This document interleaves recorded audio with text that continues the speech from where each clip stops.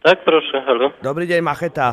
Dzień dobry. Ja hľadám svoju frajerku, prosím vás. Ona bola na hranici, bývala, chodila popri kamiónoch a my sme sa tak zoznámili.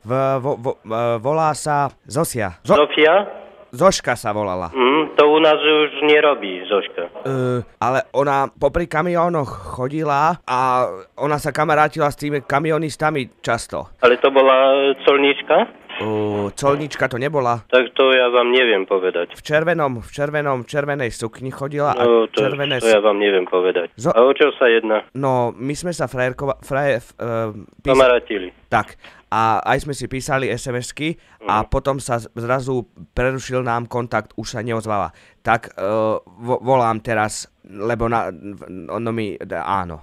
Nemám ani šajnu, o koho sa môže jednať. Neviem, žiaľ Bohu. O Zoške. Červené vlasy krásne, oči, nie červené, ale zelené, taká 170 metrov mohla mať a bola veľmi pekná. Čiže čaro.